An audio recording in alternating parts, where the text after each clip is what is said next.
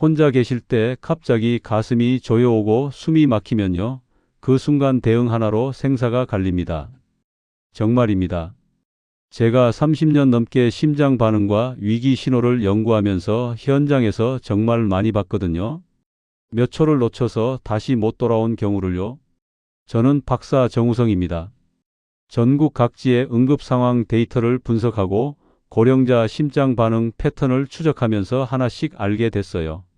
특히 혼자 계실 때는 상황이 더 급박해진다는 걸요. 도움을 받을 사람이 없으니까 본인 스스로 판단하고 행동해야 하는데 그게 생각보다 훨씬 어렵습니다. 요즘 가슴이 답답하거나 숨이 가쁜 느낌 자주 받으시는 분 계신가요? 그냥 나이 들어서 그런가 보다 하고 넘기시는 경우가 많은데요. 이게 위험한 신호일 수 있어요. 특히 혼자 있는 시간이 많으신 분들은 더욱 주의하셔야 합니다. 많은 분들이 이런 오해를 하세요. 나는 괜찮다. 아직 건강하다. 무슨 일이 생기면 그때 가서 생각하면 된다. 하지만 현장에서 보면 그렇지 않아요. 위급한 순간엔 평소에 알고 있던 것만 떠올릴 수 있거든요.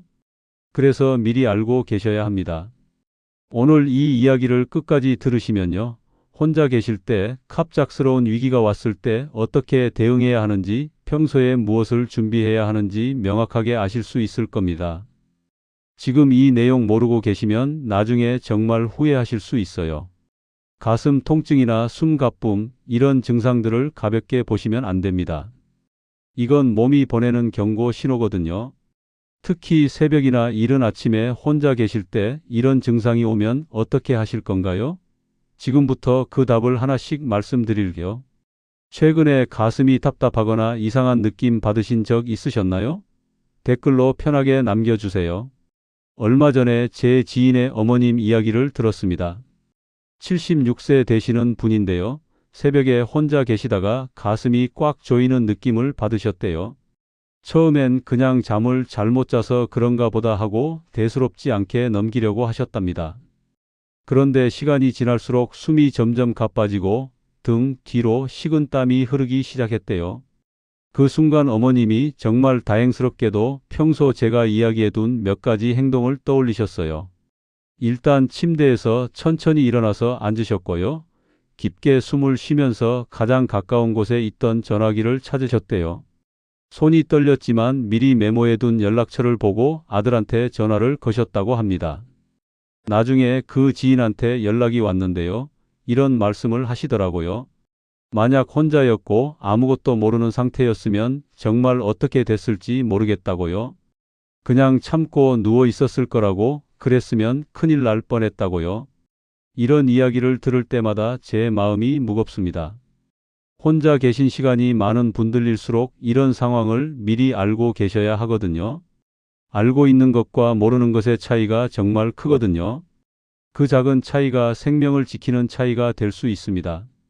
여러분의 심장 건강을 지키는 중요한 지혜를 오늘 이 영상에서 전부 다 말씀드릴 겁니다. 이 이야기를 끝까지 듣고 실천하셔야만 진정한 변화를 경험할 수 있어요. 끝까지 보지 않으시면 가장 중요한 실천법을 놓치게 되실 거예요. 혹시 아직 구독과 좋아요를 누르지 않으셨다면 지금 바로 눌러주세요. 이 채널은 여러분의 건강한 노년을 진심으로 응원합니다. 이런 중요한 정보를 더 많은 분들이 알 수 있도록 구독과 좋아요로 함께 해주시면 정말 감사하겠습니다. 마지막에 나올 단 하나의 습관이 모든 걸 바꿀 수 있어요. 뒤에 나올 준비 방법을 모르시면 지금까지 조심하신 노력이 의미 없어질 수 있거든요. 그러니까 끝까지 함께 해주세요. 작은 습관 하나, 작은 인식 하나가 정말 큰 차이를 만들어요. 여러분이 평소에 어떻게 준비하고 계시는지에 따라서 위급한 순간에 완전히 다른 결과가 나올 수 있습니다. 그래서 이제부터는 혼자 있을 때 특히 위험해지는 이유들을 하나씩 자세히 짚어보겠습니다. 여러분, 가슴 통증이 왔을 때 어떻게 하세요? 많은 분들이 그냥 참고 버티시거든요. 조금 쉬면 괜찮아지겠지, 대단한 건 아니겠지 하면서요. 이게 가장 위험한 습관입니다. 통증을 참고 버티다가 시간을 놓치는 경우가 정말 많아요.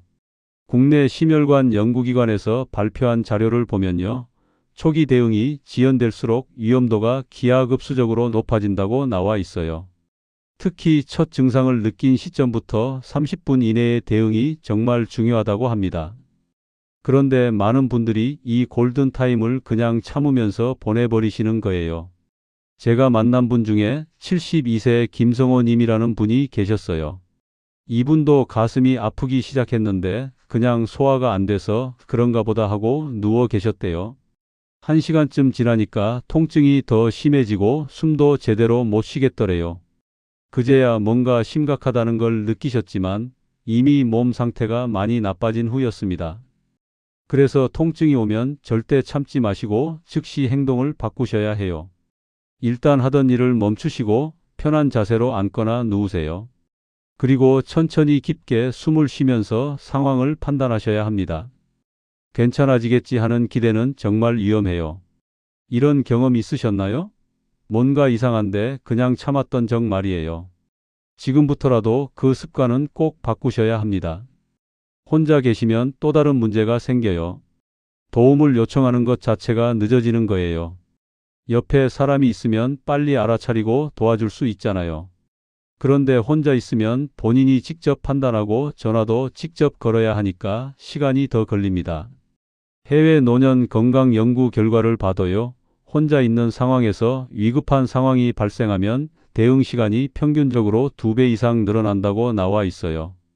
판단하는 시간, 전화기 찾는 시간, 번호 누르는 시간, 이런 것들이 다 쌓이면서 골든타임을 놓치게 되는 거죠.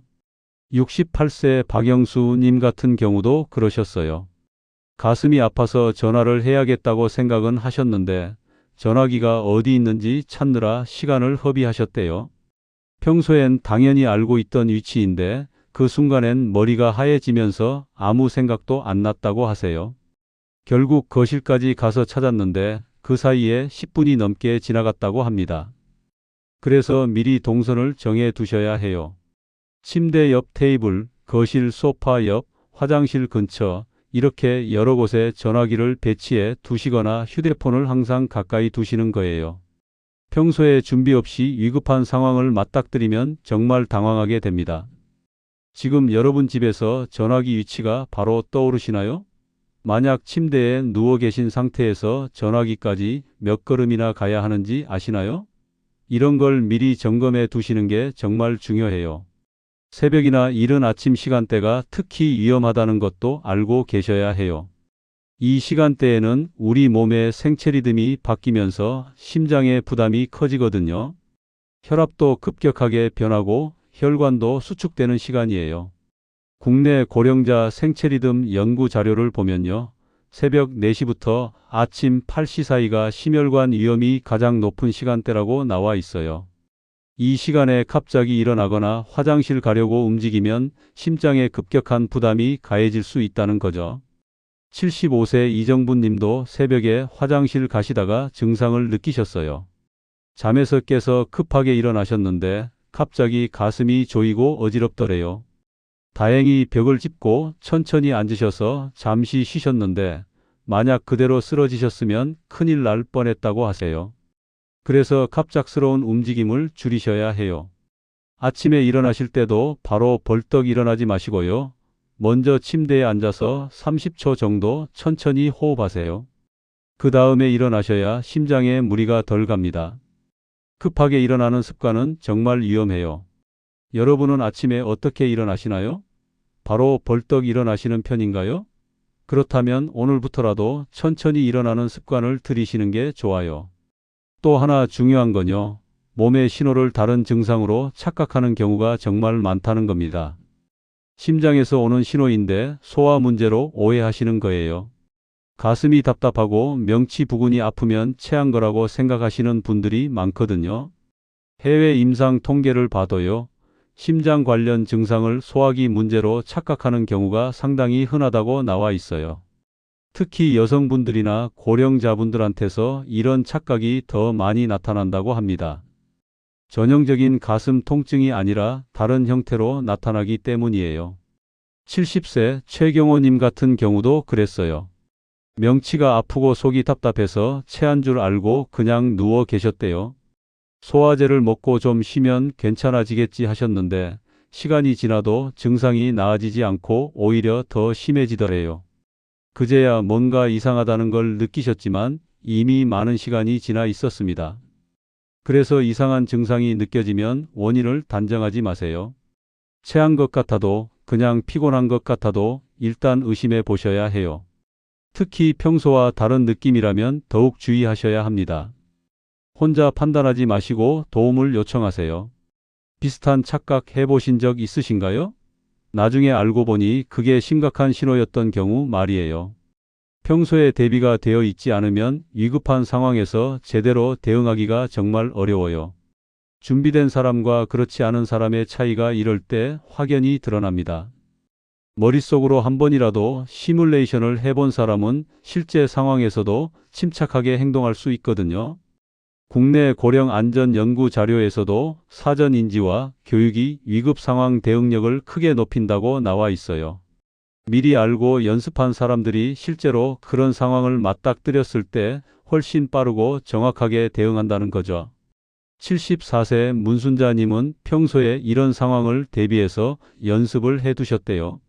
만약 가슴이 아프면 어떻게 할지, 전화는 어디로 걸지 이런 것들을 머릿속으로 정리해 두셨던 거예요. 실제로 증상이 왔을 때 당황하지 않고 침착하게 행동하실 수 있었다고 합니다. 그래서 미리 머릿속으로 시뮬레이션을 해보시는 게 정말 중요해요.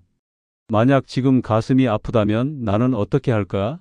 전화기는 어디 있지? 누구한테 전화할까?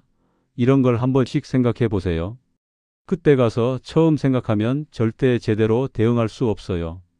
평소에 이런 상황을 생각해 보신 적 있으세요? 아니면 그냥 나는 괜찮을 거야 하고 넘기셨나요? 마지막으로 혼자 있을 때 느끼는 공포감도 큰 문제예요. 위급한 상황에서 혼자라는 생각이 들면 공포가 엄습하거든요. 그 공포가 몸을 더 경직시키고 상황을 악화시킵니다. 심장은 더 빨리 뛰고 호흡은 더 가빠지고 머리는 하얘지면서 아무 생각도 안 나요. 해외 스트레스 반응 연구를 보면요. 공포 상태에 빠지면 우리 몸이 비상 모드로 전환되면서 오히려 증상이 더 약화된다고 나와 있어요. 차분하게 대응해야 할 순간에 공포 때문에 제대로 판단하지 못하게 되는 거죠. 69세 장태식 님도 그런 경험을 하셨어요. 혼자 계시다가 가슴이 아파서 공포에 휩싸이셨대요.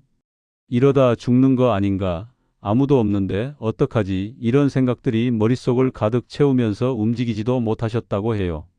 다행히 잠시 후 진정이 되셨지만 그 순간이 정말 무서웠다고 하세요. 그래서 호흡을 먼저 가다듬으셔야 해요. 공포가 밀려올 때 일단 천천히 깊게 숨을 쉬세요. 하나, 둘, 셋 세면서 들이마시고 하나, 둘, 셋, 넷 세면서 내쉬는 거예요. 이렇게 호흡에 집중하면 공포가 조금씩 가라앉습니다. 공포에 휘둘리지 않는 게 정말 중요해요. 위급할 때 침착할 수 있을 것 같으세요? 지금 한번 연습해 보시는 것도 좋아요. 이제 혼자 있을 때 왜 더 위험한지 감이 오셨을 겁니다. 통증을 참는 습관, 도움 요청이 늦어지는 문제, 새벽 시간대의 위험, 증상 착각, 사전 대비 부족, 공포감, 이 모든 게 합쳐지면 정말 위험한 상황이 될 수 있어요. 그렇다면 실제로 우리는 무엇을 준비해야 할까요? 지금부터 구체적인 준비 방법들을 하나씩 말씀드리겠습니다. 가장 먼저 필요한 건 사전 인식입니다. 혼자 있을 때 위급한 상황이 올 수 있다는 걸 인정하고 받아들이는 거예요. 많은 분들이 이 부분을 회피하시거든요. 나한테는 그런 일 안 생길 거야. 나는 아직 괜찮아. 이렇게 생각하시는데요. 이게 오히려 위험을 키웁니다. 인정한다고 해서 겁을 키우는 게 아니에요. 오히려 대비하는 거예요. 알고 준비하는 것과 모르고 당하는 것은 완전히 다릅니다. 가족들과도 이런 이야기를 나누세요. 혼자 있을 때 이런 상황이 올 수 있으니까 어떻게 할지 함께 의논해 보시는 거예요. 특히 자녀분들한테 미리 말씀해 두시면 좋아요. 만약 내가 연락이 안 되면 어떻게 해야 할지, 평소 내 건강 상태는 어떤지 이런 것들을 공유하시는 거죠. 이 부분을 어떻게 준비하고 계신가요? 가족들과 이야기 나눠보신 적 있으세요? 집안 동선도 꼭 점검하셔야 해요. 침대에서 전화기까지, 거실에서 현관까지, 화장실에서 거실까지 이런 동선들을 한 번씩 걸어보세요. 중간에 걸려 넘어질 만한 물건은 없는지, 불필요한 가구는 없는지 확인하시는 거예요. 특히 밤에 화장실 갈 때 넘어지는 사고가 정말 많거든요. 어두운데 급하게 가다가 문턱이나 물건에 걸려서 넘어지시는 분들이 많아요. 그래서 동선상에 있는 장애물들을 미리 제거해 두셔야 합니다. 야간 조명도 설치하시면 더 좋고요. 침대에서 전화기까지 거리도 확인해 보세요. 너무 멀리 있으면 위급할 때 도달하기 어려우니까 가까운 곳으로 옮기시는 게 좋아요. 손 뻗으면 닿을 수 있는 곳이 제일 좋습니다. 오늘 바로 집에 가셔서 점검해 보실 수 있겠죠? 몸의 신호를 기록하는 습관도 정말 도움이 돼요. 오늘 가슴이 좀 답답했다, 숨이 가빴다, 어지러웠다. 이런 작은 변화들을 수첩이나 달력에 적어 두시는 거예요. 나중에 보면 패턴이 보이거든요. 어떤 날에 증상이 있었는지, 어떤 활동 후에 나타났는지 알 수 있어요. 이런 기록을 무시하지 마세요. 사소한 것 같아도 몸이 보내는 신호일 수 있어요. 특히 같은 증상이 반복되면 꼭 전문가와 상담하셔야 합니다. 작은 변화라도 적어 두시는 습관 정말 중요해요. 최근에 몸 상태가 어떠셨는지 떠올려 보세요. 뭔가 이상했던 순간 있지 않으셨나요? 그걸 기억하고 계신가요? 호흡과 자세를 평소에 연습해 두시는 것도 중요합니다. 위급할 때 갑자기 하려고 하면 안 돼요. 평소에 몸에 익혀 두셔야 자동으로 나오거든요. 하루에 5분이라도 천천히 깊게 호흡하는 연습을 하세요. 앉아서 하셔도 되고 누워서 하셔도 돼요. 편한 자세로 눈을 감고 코로 천천히 숨을 들이마시면서 배가 나오게 하세요. 그 다음 입으로 천천히 내쉬면서 배를 집어넣는 거예요. 이렇게 10번만 반복해도 몸이 이완되는 느낌을 받으실 수 있을 거예요. 갑작스럽게 힘을 주거나 무리하게 움직이는 건 절대 피하셔야 해요. 특히 아침에 일어날 때나 화장실 갈 때 조심하세요. 천천히 단계적으로 움직이시는 습관을 들이시는 거예요. 평소에 이렇게 연습해 두시면 위급할 때도 자연스럽게 나옵니다. 호흡 연습해 보신 적 있으세요? 오늘 자기 전에 한번 해보시면 좋겠어요. 혼자 사시는 분들은 특히 사회적 연결망을 만들어 두시는 게 정말 중요해요. 매일 또는 이틀에 한 번씩이라도 안부를 나눌 수 있는 사람을 정해 두시는 거예요. 자녀분일 수도 있고, 친구분일 수도 있고, 이웃분일 수도 있어요. 정기적으로 연락하는 약속을 하세요. 매일 아침 9시에 전화한다든지, 이틀에 한 번씩 문자를 보낸다든지, 이런 식으로요.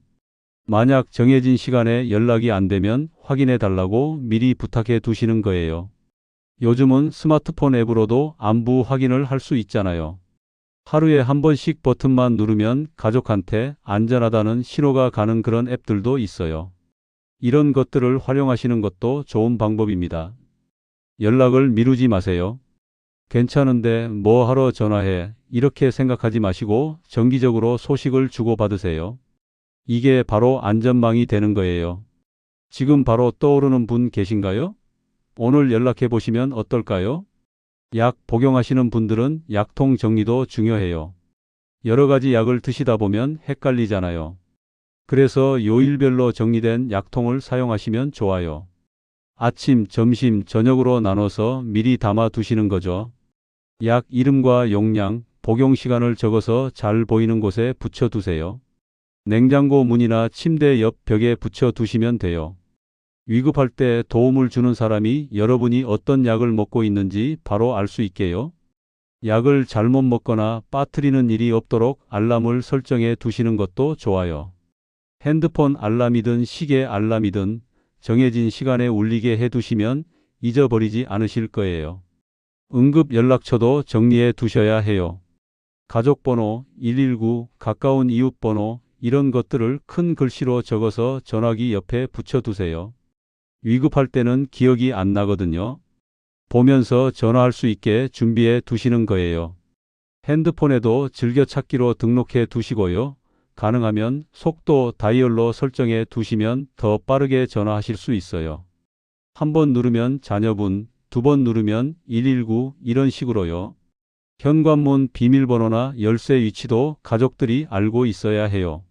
만약 연락이 안 돼서 집으로 찾아왔는데 문을 못 열면 시간만 낭비하게 되잖아요. 미리 비상 열쇠를 맡겨 두시거나 비밀번호를 공유해 두세요. 건강 정보를 정리해 두는 것도 잊지 마세요.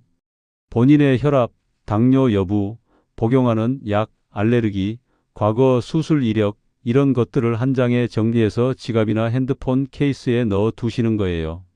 만약에 의식을 잃은 상태에서 발견되더라도 이 정보가 큰 도움이 됩니다. 마지막으로 정기적인 점검 습관을 들이세요. 한 달에 한 번 정도는 오늘 말씀드린 준비사항들을 다시 확인해 보시는 거예요. 약은 제대로 정리되어 있는지, 전화기는 잘 작동하는지, 동선은 안전한지 이런 것들을요. 체크리스트를 만들어서 냉장고에 붙여 두시고 한 달에 한 번씩 확인하시면 좋아요. 이렇게 작은 습관들이 쌓이면 정말 든든한 안전망이 만들어집니다. 이제 마지막으로 오늘 이야기의 핵심을 정리해 보겠습니다. 오늘 말씀드린 내용을 한마디로 정리하면 이겁니다. 막연한 자신감은 위험하고 준비된 인식은 생명을 지킨다는 거예요. 나는 괜찮을 거야. 나한테는 그런 일 없을 거야. 이런 생각이 가장 위험합니다. 혼자 있어도 괜찮다는 생각은 오해일 수 있어요. 하지만 혼자라도 제대로 대비하면 완전히 달라질 수 있습니다. 준비된 사람은 위급한 순간에도 침착하게 대응할 수 있거든요. 잘못 관리하면 어떻게 될까요? 가슴 통증을 참고 버티다가, 도움 요청을 미루다가, 증상을 다른 것으로 착각하다가 짧은 시간 안에 돌이킬 수 없는 상황으로 갈 수 있습니다. 정말 몇 분, 몇십 분이 생사를 가를 수 있어요. 하지만 제대로 대비하면 어떻게 될까요? 미리 알고 준비한 사람은 증상을 빨리 알아차리고 침착하게 호흡을 가다듬고 빠르게 도움을 요청할 수 있어요. 그 시간을 벌 수 있다는 게 정말 중요합니다. 골든타임을 지킬 수 있는 거예요. 오늘 제가 말씀드린 6가지 위험 요소 기억하시죠? 통증을 참는 습관, 도움 요청이 늦어지는 문제, 새벽 시간대의 위험, 증상 착각, 사전 대비 부족, 그리고 공포감. 이 모든 것들이 혼자 계실 때는 더욱 위험해집니다. 그리고 준비 방법들도 말씀드렸어요. 사전 인식을 갖추고 집안 동선을 점검하고 몸의 신호를 기록하고 호흡과 자세를 연습하고 사회적 연결망을 만들어 두는 것. 이 모든 게 여러분의 안전을 지키는 방법들입니다. 오늘 당장 실천할 수 있는 단 하나를 꼽으라면 이겁니다. 혼자 있을 때 위급한 상황이 오면 어떻게 할지 머릿속으로 한 번만 그려보세요. 지금 바로요. 가슴이 아프다. 그러면 나는 어떻게 할까?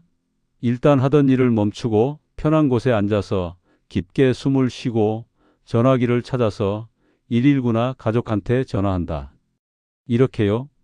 이걸 머릿속으로 한 번만 그려봐도 실제 상황에서 훨씬 침착하게 대응하실 수 있어요. 지금 당장 해보세요. 30초면 충분합니다. 그리고 오늘 저녁에 가족들과 이야기 나눠보세요. 혼자 있을 때 이런 상황이 올 수 있으니까 어떻게 대비할지, 어떤 연락망을 만들어 둘지 함께 의논해 보시는 거예요. 이게 바로 진짜 준비입니다. 침대 옆에 전화기 두셨나요? 응급 연락처 정리하셨나요? 호흡 연습해 보셨나요? 이런 작은 것들 하나하나가 쌓여서 여러분의 생명을 지키는 안전망이 됩니다. 절대 귀찮다고 나중에 하지 이렇게 미루지 마세요. 다음 영상에서는 혼자 사시는 어르신들이 꼭 점검해야 할 하루 습관을 더 자세히 다뤄볼 겁니다. 아침에 일어나는 순간부터 잠들기 전까지 어떤 습관들을 가져야 안전한지 구체적으로 말씀드릴게요. 정말 실용적인 내용들이니까 꼭 보러 와주세요. 오늘 제가 말씀드린 내용 중에서 가장 마음에 걸렸던 부분이 뭔가요? 여러분은 어떻게 준비하고 계신가요? 혹시 비슷한 경험 있으시다면 댓글로 나눠주세요. 여러분의 이야기가 다른 분들한테도 큰 도움이 될 수 있어요. 댓글 기다리겠습니다.